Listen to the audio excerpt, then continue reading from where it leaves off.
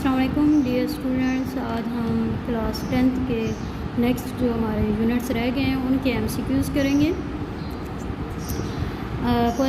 Unit 6 हम start करने लगे हैं जी। यूनिट 6 का क्वेश्चन नंबर 1 है एमसीक्यूज़ का।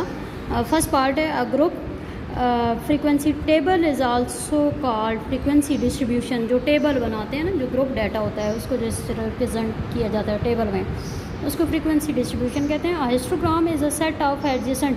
हिस्टोग्राम जो होती है उसमें रेक्टेंगल्स होती हैं बहुत सारी, इस तरह से वर्टिकल रेक्टेंगल्स जॉइंट होती हैं, एडजेसेंट होती हैं, एक दूसरे से जुड़ी होती हैं। अब frequency polygon is a many sided. Frequency polygon जो बनाते हैं वो पॉइंट्स को मिला के बनाते हैं और वो इस तरह बनाते हैं कि वो पूरी एक क्लोज फिगर बन जाती है, कोई भी वो हो सकती है। Cumulative frequency table is also called less than cumulative frequency distribution. जो कोमुलेटिव फ्रीक्वेंसी टेबल होता है उसको हम less than cumulative frequency distribution भी बोलते हैं। In a cumulative frequency polygon frequencies are plotted against upper class boundaries. Frequency polygon की अगर हम बात करें, उसमें कोमुलेटिव फ्रीक्वेंसी की अगर हम बात करें तो उसमें जो फ्रीक्वेंसीज होती हैं वो किसके साथ, यानी एक एक्सिस पे हम फ्रीक्वेंसीज रखते हैं और दूसरे पे अपर क्लास बाउंड्रीज होती हैं, ठीक है, एक्स एक्सिस पे। Arithmetic mean is a measure that determine a value of the variable under study by dividing sum of all values of variable by their. जो अर्थमेटिक मीन होता है, जो सिंपल मीन होता है ना, एवरेज जिसको हम कहते हैं, उसमें क्या होता है, sum of all values of the variable by their number, sum of values by number of values, यही करते हैं ना। A deviation is defined as a difference of any value of variable from a constant। कोई भी constant लिया जाता है, जैसे कि हमने 6 यूनिट में मोस्टली ए कांस्टेंट लिया है, ठीक है, वो अज्यूम्ड, जिसको हम कहते हैं अज्यूम्ड मीन। तो वो क्या है, डेविएशन में हम क्या करते हैं, डिफरेंस होता है किसी भी वैल्यू का उस कांस्टेंट नंबर से। अ data in the form of frequency distribution is called. Frequency distribution की फॉर्म में जो डाटा होता है उसको ग्रुप डाटा कहते हैं। टेबल में होता है ना जो mean of variable with similar observation से कांस्टेंट के इज़, यानी अगर हम एक जैसी ऑब्जर्वेशन कह रहे हैं कि कांस्टेंट है के, कोई भी कांस्टेंट नंबर है उसका ही हम, जैसे लेट्स सपोज हम 5 5 5 5 करते हैं, 4 टाइम 5 है। सम ऑफ वैल्यूज़ यानी 20 हो गई बाय 4, तो वो 4 5 तो के इट सेल्फ यानी 5 ही तो आ जाएगा ना उसका आंसर, यानी के इट सेल्फ आएगा। Mean is affected by change in origin. अगर आप ओरिजन को एक्स वाई एक्सिस का जो ओरिजन होता है जिस पे वो मीट कर रहे हैं एक दूसरे से, उसको हम ओरिजन कहते हैं, वो जब चेंज होता है तो उससे मीन पे इफेक्ट पड़ता है। अगर आपको ये 3 ऑप्शन गिवन हो तो उसमें ओरिजन आएगा। फिर है mean is affected by change in, अगर मीन एक और भी उसका चेंज होने का एक और भी हल है कि अगर स्केल चेंज कर दिया जाए। स्केल का मतलब है कि जो हम लेते हैं ग्राफ बनाते हुए स्केल ड्रा करते हैं कि इतने कोई भी हम ले लेते हैं कि इतने सेंटीमीटर जो है वो इतने फुट के इक्वल है, या इस तरीके से, तो वो एक स्केल बन जाता है छोटे खाने के लिए भी, बड़े ग्राफ के लिए भी। तो वो ये है कि अगर आप स्केल में चेंज आए तो वो मीन जो है वो भी इफेक्ट होता है। Sum of deviation of variable X from its mean is called is always zero. Sum of deviation of variable X from its mean, X का अगर वेरिएबल एक्स का मीन डिफरेंस ड्रा किया जाए, डेविएशन डिफरेंस को बोलते हैं, उसके mean से उसका सम जो है ज़ीरो आता है हमेशा। The nth positive root of product this observation is called. nth positive roots हैं ये, ठीक है जी, n रूट्स हैं, तो ऑब्जर्वेशन को हम क्या कहते हैं, ज्योमेट्रिक मीन। पॉजिटिव रूट है ना, nth पॉजिटिव रूट का मतलब जैसे ये ज्योमेट्रिक मीन के लिए हम ये करते हैं ना, ये n यहाँ पे लिखा जाता है, तो इसको हम nth positive. The value obtained by reciprocating the mean of the reciprocal of x1। इन सारों का रेसिप्रोकल यानी 1/, ये सारे जब लिए जाते हैं, मीन जो अर्थमेटिक मीन होता है उसका अगर रेसिप्रोकल लिया जाए तो वो क्या बन जाता है, harmonic mean. The most frequent occurring observation in a data set. Data set में जो ज़्यादा दफ़ा अगर कोई वैल्यू आ जाए तो उसको हम क्या बोलते हैं, mod. The major which determine the middle most observation in a data set. जो बिल्कुल दरमियान वाली ऑब्जर्वेशन को अगर आप जो है वो असेंडिंग या डिसेंडिंग ऑर्डर में लिख दें तो उसमें जो बिल्कुल दरमियान में जो ऑब्जर्वेशन आएगी उसको हम मीडियन कहते हैं। The observation divide a data set into 4 equal parts are called. जिसमें डाटा को 4 इक्वल पार्ट्स में डिवाइड किया जाए तो उनको हम कर्टाइल बोलते हैं, हर पार्ट को कर्टाइल होता है वो। द स्प्रेड और scatterness of observation in a data set is called. जो स्कैटरनेस होती है, स्प्रेड होता है, उसको हम डिस्पर्जन बोलते हैं। The measure data use to determine the degree और extent of variation in a data set are called measure of dispersion. जिसमें डिग्री वेरिएशन की डिग्री चेंज हो जाती है या एक्सटेंट उसका चेंज हो जाता है, एक्सटेंट शो किया जाता है, फाइंड किया जाता है, तो उसको हम डिस्पेरियन कहते हैं। The extent of variation between two extreme observation of data set, दो एक्सट्रीम मतलब कि एक मिनिमम और एक मैक्सिमम वैल्यू के दरमियान में जो डिफरेंस होता है तो उसको हम क्या कहते हैं, range, X maximum minus X minimum. The mean of square deviation of X I observation from their arithmetic mean, उसको हम वेरिएंस कहते हैं। The positive square root of mean of square deviation, यानी इसी का अगर आप ये जो ऊपर वाला ऑप्शन है इसी का अगर आप स्क्वायर रूट ले लें तो वेरिएंस का जो स्क्वायर रूट होता है वो स्टैंडर्ड डेविएशन होता है। ठीक हो गया, ये आपके हो गए जी MCQs। उसके बाद हम नेक्स्ट यूनिट पे आते हैं, यूनिट 7। यूनिट 7 में देखें जी, यूनिट 7 ट्रिग्नोमेट्री वाला ना, इसमें फर्स्ट पार्ट है the union of two non collinear rays which have common end point is called an angle. Non collinear rays जिसके एक साइड जो है वो हम बढ़ा सकते हैं, तो ये दो अगर नॉन कोलिनियर रेज हैं तो इनका एंड पॉइंट एक सेम होगा, इसको हम क्या कहते हैं, एंगल। उसके बाद the system of measurement in which the angle is measured in radian. Radian में जब एंगल की बात की जाए तो उस वक्त जो सिस्टम होता है उसको हम क्या कहते हैं, सर्कुलर सिस्टम। 20 डिग्री, इसको आपने मिनट में कन्वर्ट करना है। आपको पता है 1 डिग्री इक्वल टू 60 मिनट होता है, तो 20 डिग्री मतलब कि 60 मल्टीप्लाई 20, तो ये बन जाएगा कितना, 1200 मिनट।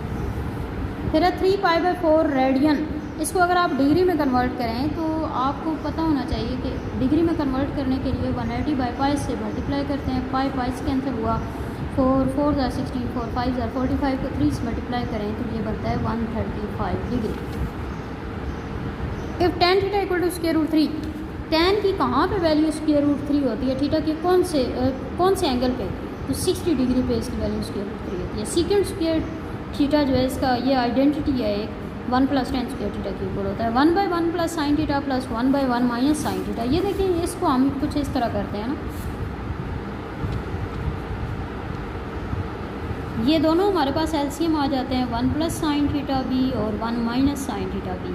तो यहाँ पे देखें 1 + sin थीटा है तो 1 के साथ 1 - sin थीटा आ जाएगा, और प्लस यहाँ पे 1 - sin थीटा है, 1 + sin थीटा नहीं, वो ऊपर वाले से मल्टीप्लाई करके ये बन गया।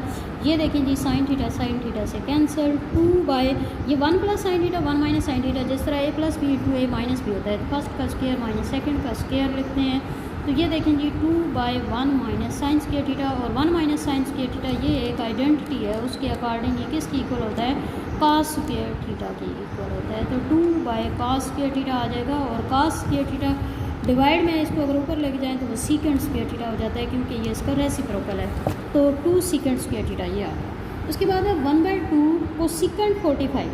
देखें कोसेकेंड जो है साइन का होता है ना रेसिप्रोकल, sin 45 होता है 1/√2, ठीक है। उसके साथ जब 1 कोसेकेंड लगाएं, ये देखिए 1/2 कोसेकेंड 45 है, sin 45 आपको पता है 1/√2 होता है, तो कोसेकेंड उसके उलट होता है, यानी √2/1, इसका मतलब है ये √2 हो गया।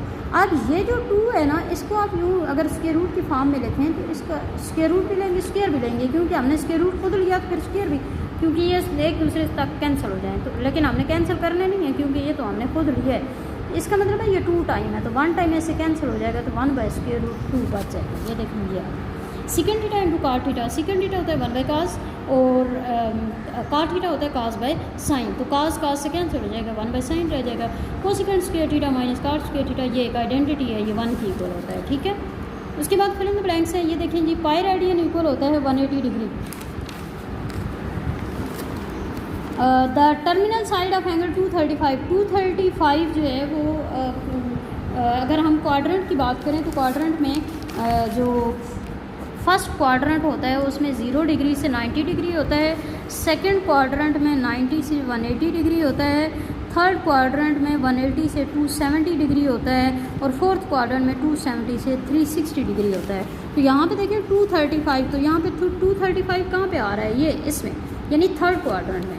उसके बाद टर्मिनल साइड ऑफ एंगल -30 की अगर आप बात करें तो माइनस जो है ना वो इस तरफ से होते हैं क्लॉकवाइज, ठीक है, तो -30 यहाँ पे कहीं आएगा, ठीक है। तो अगर -30 यहाँ पे आएगा तो ये कौन सा क्वाड्रेंट हुआ, फोर्थ। उसके बाद एरिया ऑफ सर्कुलर सेक्टर, ये एरिया का फार्मूला होता है 1/2 r² थीटा। अगर आर जो है 2 है और थीटा 3 है तो एरिया ऑफ सर्कुलर सेक्टर, इसमें देखिए 1/2 आर की जगह 2 पुट करें, 2 का स्क्वायर 4 हो गया, 4 × 3, 4 और 2 कैंसिल हो जाएंगे, 2 × 3 6 आ गया। उसके बाद the general form of angle 480 degree, 480 degree को देखें, आपको पता है टोटल क्वाड्रेंट का एंगल होता है 360, तो 480 कैसे बनेगा, 360 में 120 ऐड करें तो, और 360 आप अगर रेडियन में देखें तो 2 पाई के इक्वल होता है, ठीक है।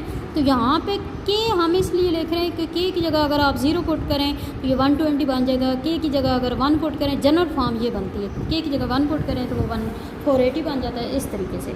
उसके बाद है जी if sine theta equal to 1/2, तो थीटा जो है वो कौन सा होगा, 30 डिग्री, ठीक है। साइन की वैल्यू 1/2 कहाँ पे होती है, 30 डिग्री पे, या अगर रेडियन की बात की जाए तो π/6 पे। इफ़ थीटा इक्वल टू 300, अगर थीटा 300 हो, सेकंड -300 अगर हम बात करें तो सेकंड -300 जो है वो सेकंड 30 बन जाएगा, क्योंकि 360 - 30 हम उसके नियरेस्ट जो क्वाड्रेंटल एंगल होता है वो लेते हैं, तो ये 30 और cos 30 आपको पता है नहीं सॉरी यहाँ पे 300 आना चाहिए, तो ये 60 आ गया। तो 60 जो है वो अगर cos 60 की बात की जाए तो वो 1/2 होता है, तो यहाँ पे सेकंड 60 है तो वो 2/1 यानी 2 आ जाएगा, ठीक है। ये है। उसके बाद 1/1 + cos स्क्वायर थीटा, ये आइडेंटिटी है जिसको सेकंड स्क्वायर थीटा की इक्वल होता है second theta minus tan theta. अगर हम सेकंड थीटा को 1/cos लिखें और tan थीटा को sin/cos लिखें तो cos एलसीएम आ जाएगा तो 1 - sin थीटा ऊपर आ जाएगा, ठीक है। ये हो गया जी यूनिट 7। उसके बाद नेक्स्ट यूनिट 8 में नहीं है जी, यूनिट 9 के हैं। यूनिट 9 में देखें 4 पॉसिबल आंसर्स, इसमें से आपने एक लेना है। In a circular figure ADB, अगर आप ADB की बात करें, ये सर्कुलर फिगर है, इसमें ADB इज़ कॉल्ड, ये जो ADB है इसको हम क्या कहेंगे, क्वाड। जो सर्कल के 2 पॉइंट को टच करती हुई लाइन गुजरे उसको हम क्वाड कहते हैं। उसके बाद इन अ सर्कुलर फिगर ACB, ये देखिए ऊपर आर्क का साइन भी है, ACB जो सर्कुलर फिगर में आएगा ये ACB ये है, इसको हम आर्क कहेंगे, ठीक है। सर्कल का कुछ हिस्सा जो बाउंड्री का होता है उसको आर्क बोलते हैं। उसके बाद in circular figure AOB is called, ये जो AOB है ये सेंटर में से ये गुजर रहा है ना, इसको हम डायमीटर कहते हैं, ठीक है। सेंटर के दोनों तरफ से जब मिला दें सर्कल से तो वो डायमीटर बन जाता है। In a circular figure 2 chords AB, ये एक AB है और दूसरी CD है, और इक्वल डिस्टेंस फ्रॉम सेंटर, ये सेंटर से एक जैसे फासले पर हैं, तो ये क्या होंगे जी, दे विल बी कॉन्ग्रुएंट, ये एक थ्योरम भी है। उसके बाद radii of circle are all equal, एक ही सर्कल के बहुत सारे अगर आप रेडियस लें जिस तरफ से मर्जी ड्रा करें वो इक्वल होते हैं। अ क्वाड passing through the centre of circle, जो सर्कल के सेंटर से ये जैसे गुजर रही है तो इसको हम डायमीटर कहते हैं। राइट बाइसेक्टर ऑफ क्वाड of circle always passes through the centre, जो राइट बाइसेक्टर होते हैं किसी भी क्वाड का वो हमेशा सेंटर से गुजरती हुई जाती है। The circular region bounded by 2 radii and the corresponding arc, यानी ये देखें जी ये 2 रेडियाई अगर हम लें, ये एक रेडियाई ले लिया एक ये, तो इन दोनों रेडियाई और ये इस आर्क के दरमियान ये जो पार्ट होता है इसको हम क्या कहते हैं, सेक्टर ऑफ सर्कल। उसके बाद है जी the distance of any point of circle to its centre, centre से किसी सर्कल के किसी भी पॉइंट का जो डिस्टेंस होता है उसको हम रेडियस कहते हैं किसी भी तरफ से ना। Line segment joining any point of circle to the centre, कोई भी लाइन सेगमेंट जो कि सर्कल के किसी पॉइंट को सेंटर से मिला रही हो वो रेडियल सेगमेंट यानी कि रेडियस होता है। उसके बाद है locus of a point in a plane equal distance from fix point, किसी भी फिक्स पॉइंट से जब लोकस हम एक वो करें हर एक, यानी कि ये इस तरह से फिक्स पॉइंट है ना, ये सेंटर हम फिक्स पॉइंट कहते हैं, तो ये इसको हम इक्वल डिस्टेंस हो हर तरफ से, तो ये सर्कल बन जाता है पूरा अगर हम ये सारे ड्रा करें। The symbol for triangle, triangle के लिए ये वाला सिंबल होता है, ठीक है। उसके बाद complete circle is divided into, complete circle में कितना टोटल एंगल होता है 360 डिग्री, अगर हम रेडियन में करें 2 पाई होता है। Throw how many non collinear points of circle can pass, कितने नॉन कोलिनियर पॉइंट्स होंगे जिसमें सर्कल पास कर सकेगा, 3 नॉन कोलिनियर पॉइंट्स से, ठीक है। ये हो गया जी यूनिट 9। फिर नेक्स्ट है जी यूनिट 10। यूनिट 10 में देखिए इन the adjacent figure of circle, ये सर्कल की फिगर है, द लाइन PTQ, ये देखें ये लाइन, इसको हम क्या कहेंगे, सर्कल से एक पॉइंट पर टच करती हुई जो लाइन गुजरती है उसको हम टेंजेंट बोलते हैं, ठीक है। In a circle with centre O, O इसका सेंटर है। If O T is radius, ये देखें ये रेडियल सेगमेंट, इसको हम रेडियस ही कहते हैं, एंड पी टी क्यू जो है वो टेंजेंट है। तो इसका मतलब है कि रेडियस आपको पता होना चाहिए कि टेंजेंट के परपेंडिकुलर होता है। तो ये देखिए O T is perpendicular to P Q. उसके बाद है in the adjacent figure find semi circular area if pi equal to, pi की वैल्यू 3.1416 रख दिए जी, और मैयर ऑफ ओ से ए तक मेजरमेंट जो है वो 20 है। तो आपने क्या करना है, इसका एरिया फाइंड करना है सेमी सर्कुलर का। तो एरिया मतलब कि 1/2 आर स्क्वायर थीटा, वही फार्मूला आप लगाएंगे इसमें, ठीक है। उसके बाद है इन द एडजेसेंट, ये जो यहाँ पे आर है वो ओ ए जो है उसको हम आर कहेंगे ना। In the adjacent figure find half the perimeter of circle with centre O centre के साथ ये जो हाफ सर्कल है इसका पेरीमीटर फाइंड करना है। पाई की ये वैल्यू है और ओ ए जो है यहाँ पे भी 20 सेंटीमीटर गिवन है। तो यहाँ पे देखें जी, जो होता है ना सेमी सर्कल जो का जो एरिया, उसको अगर आप 10 से डिवाइड कर दें तो ये बन जाता है इसमें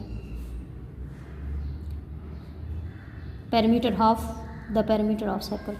उसके बाद है align which has 2 points in common with a circle. एक सर्कल में अगर 2 पॉइंट, एक ऐसी लाइन जिसके 2 पॉइंट जो हैं वो कॉमन हों तो वो सेकंड ऑफ सर्कल होता है। Align which has only 1 point in common with a circle is called tangent of circle. और अगर किसी लाइन का सिर्फ एक पॉइंट जो है वो, जैसे ये है ना, एक पॉइंट सर्कल के साथ कॉमन हो तो वो फिर टेंजेंट होता है।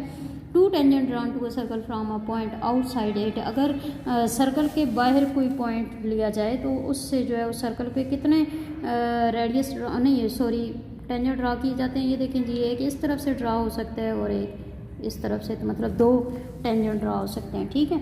उसके बाद है इक्वल इन लेंथ, ये लेंथ में इक्वल होंगे। A circle has only 1 centre, circle का सिर्फ एक सेंटर होता है। सेकंड क्वाड डायमीटर ये ज़्यादा हो सकते हैं। A tangent line intersect the circle eight single point, यानी टेंजेंट लाइन जो है वो ऐसी लाइन होती है जो सर्कल को एक पॉइंट पर टच करती हुई गुजरती है। Tangents drawn at the end of diameter of circle और डैश टू ईच अदर। जो डायमीटर के एंड पे, अगर आप डायमीटर ये सेंटर से होता है ना ये लाइन, तो इसके दोनों तरफ अगर आप टेंजेंट ड्रा करेंगे तो वो दोनों आपस में पैरेलल हो जाएंगे, यानी कभी भी आपस में मीट नहीं करेंगे। उसके बाद है जी the distance between the centre of 2 congruent touching circle externally is the diameter of each circle, ठीक है। जो सर्कल ऐसे जो एक्सटर्नली एक दूसरे से टच कर रहे हैं, कॉन्ग्रुएंट सर्कल हैं, तो उनके सेंटर के दरम्यान में जो टोटल डिस्टेंस होगा वो कितना होगा, डायमीटर के equal. In the adjacent circular figure, ये जो फिगर है इसमें सेंटर ओ है इसका एंड रेडियस 5 सेंटीमीटर है इसका रेडियस। द लेंथ ऑफ क्वाड intercepted at 4 centimetre away from the centre of this circle, इससे 4 सेंटीमीटर ये दूर है। तो ये आपने जो है ना इसमें फाइंड करना है लेंथ ऑफ क्वाड। तो लेंथ ऑफ क्वाड यानी कि इसकी ये लेंथ और ये जो है यानी ये कितनी हो जाएगी, 6 सेंटीमीटर। कैसे कि आप ये देखें, ये इस तरह से 90 का एंगल यानी कि ये राइट एंगल ट्राइंगल बनती है, तो इसके अकॉर्डिंग ये 3 बन जाएगा। ये जब 3 आएगा तो ये भी 3 और 3 6 हो जाएगा। In the adjoining figure there is a circle with centre O, ठीक है। इफ़ डी सी, ये जो डी सी है ये पैरेलल है इस पूरे डायमीटर के, छोटी बड़ी लाइन हो सकती है, पैरेलल है। एंगल ए ओ सी, यानी ये जो एंगल है यहाँ से यहाँ तक ये 120 है, तो ए सी डी आपने फाइंड करना है। ए सी डी कितना होगा, तो देखें ये अगर 120 है तो यहाँ पे ये 120, ठीक है, नहीं ये 120, यहाँ पे 120 है तो इस तरफ 120 होगा, और ये टोटल 180 होता है, तो इसलिए यहाँ पे 30 और 120 इसमें से माइनस करेंगे तो पीछे 30 बच जाएगा, ठीक है। तो ये इसका आंसर होगा। उसके बाद नेक्स्ट यूनिट 11 है जी। 11 यूनिट में देखें, अ 4 centimetre long quad subtended a central angle of 60 degree. 4 centimetre length है क्वाड की और इनका सेंट्रल एंगल 60 है, तो रेडियस क्या होगा 4, ठीक है। जो लेंथ है क्वाड की वही इसका रेडियस होगा अगर 60 का एंगल हो central angle. The length of क्वाड and radial segment of circle are congruent, ठीक है। ये वही चीज़ है कि यहाँ पे लेंथ और रेडियल सेगमेंट एक ही चीज़ है, तो यहाँ पे भी वही है। तो उस वक्त जो सेंट्रल एंगल होगा वो कितना होगा 60, ये इसके उलट हो गया एक दूसरे के। Out of 2 congruent arcs of circle, circle की अगर 2 कॉन्ग्रुएंट आर्क्स हों एक जैसी हों, if 1 arc makes an central angle of 30 degree, अगर एक 30 का बनाएगा तो दूसरा फिर कितना बनाएगा, वो भी 30 का बनाएगा, क्योंकि दोनों कॉन्ग्रेंट है।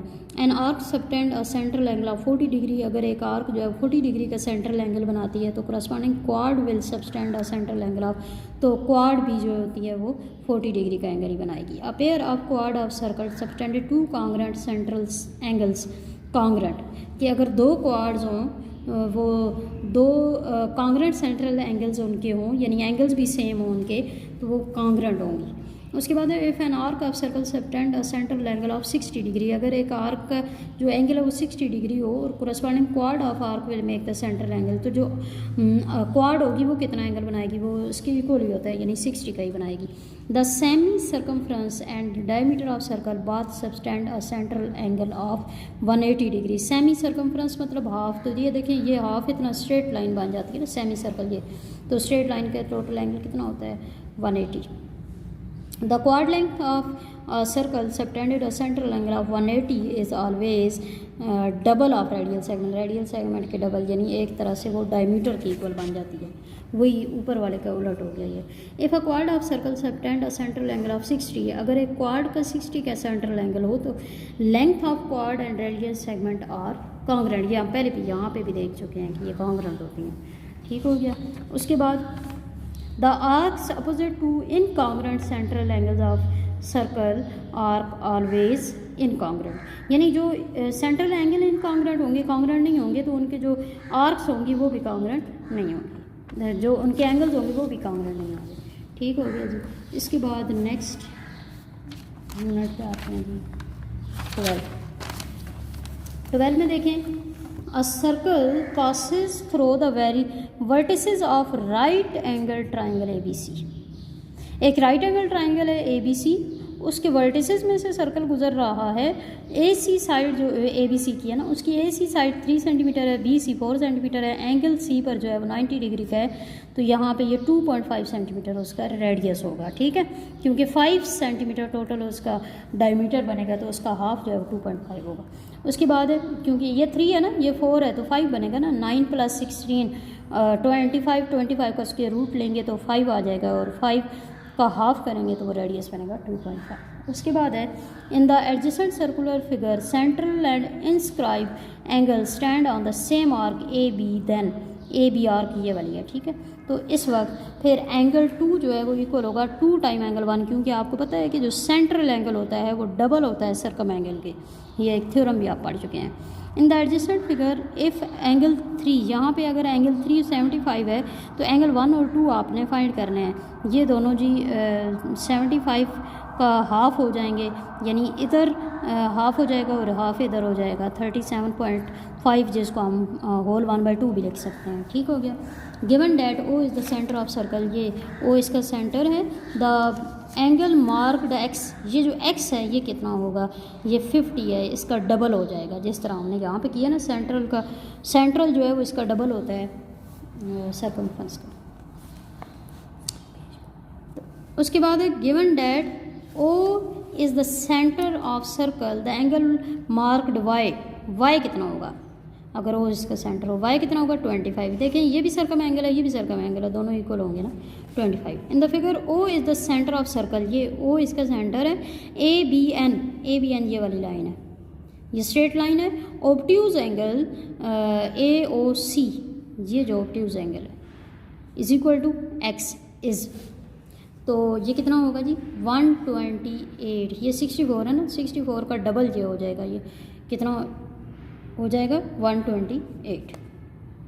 उसके बाद है in the figure O is the centre of circle, then angle X is, angle X कितना होगा 125 डिग्री, ठीक है।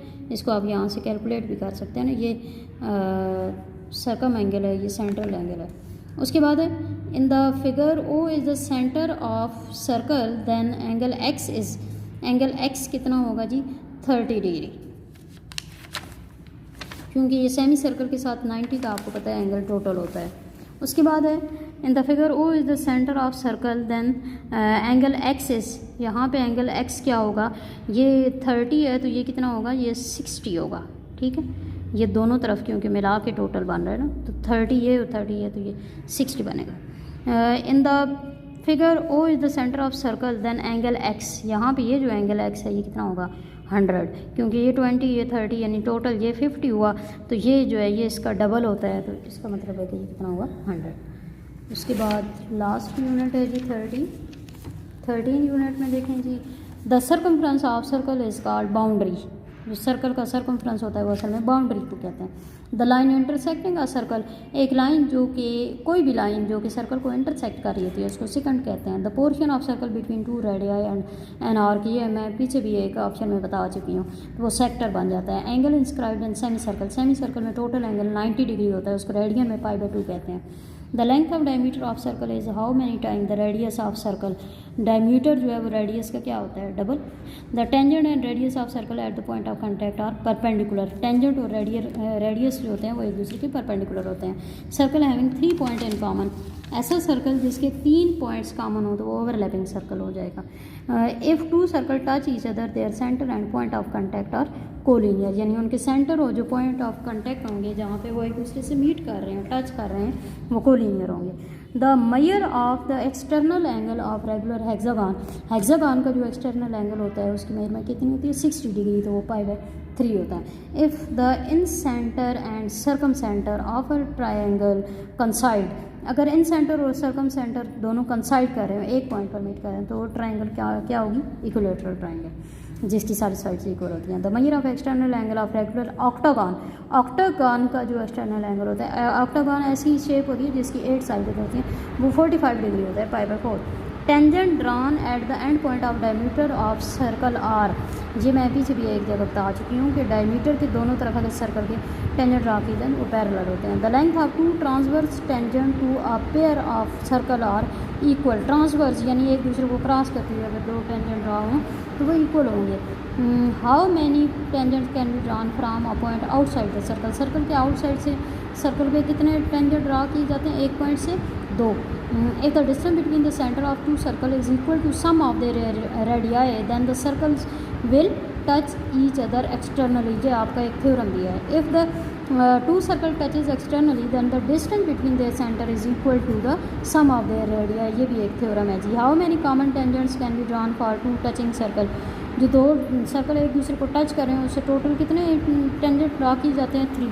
How many common tangent can be drawn from 2 for 2 disjoint circle, यानी डिसजॉइंट है एक दूसरे से अलग अलग हैं, तो उसमें 2 सर्कल से कितने कॉमन टेंजेंट ड्रा किए जाते हैं, ये देखें इस तरह से भी ड्रा हो सकते हैं, इस तरह से भी हो सकते हैं और इस तरह से भी हो सकता है, तो ये टोटल कितने हो गए 4। फिर है जी the boundary of circle is called circumference, ये हम पहले पढ़ चुके हैं। The circumference of circle is called boundary, वही उसके उलट हो गया। The line joining 2 point of circle is called क्वाड, 2 पॉइंट पर मिलने वाली जो क्वाड होती है। The point of intersection of perpendicular bisector of 2 non parallel क्वाड of circle is centre.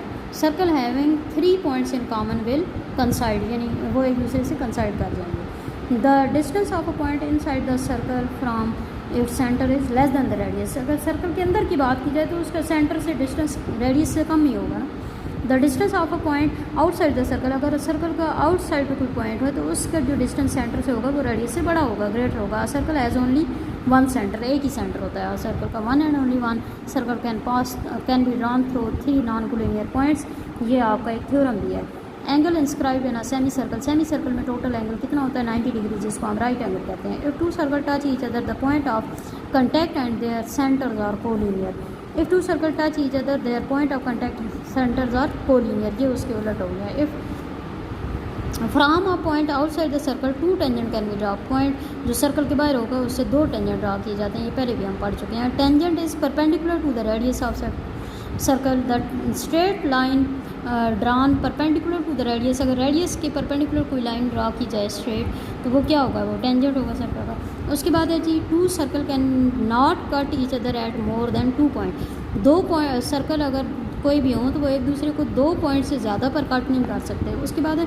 The perpendicular bisector of क्वाड of circle passes through the centre, the length of 2 direct common tangent to 2 circles are equal to each other, 2 common tangent का एक दूसरे से equal होगा। जे भी आपके पास एक थ्योरम भी था जिसमें PA इक्वल टू PB आपने प्रूव करना था। The length of 2 transverse common tangent to 2 circle are equal to each other, जो ट्रांसवर्स कॉमन टेंजेंट होंगे वो भी इक्वल होंगे, जो डायरेक्ट कॉमन टेंजेंट है वो भी इक्वल होंगे। If the in centre and the circum centre of a triangle coincide, the triangle is equilateral.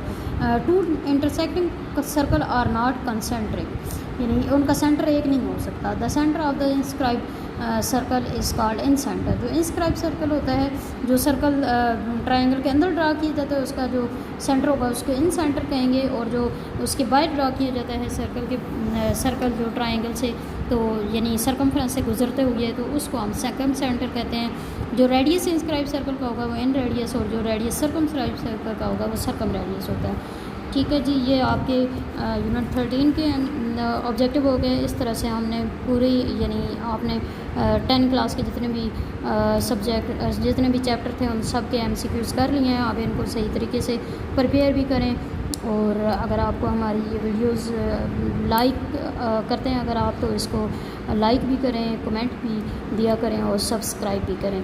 Thank you, अल्लाह हाफ़िज़।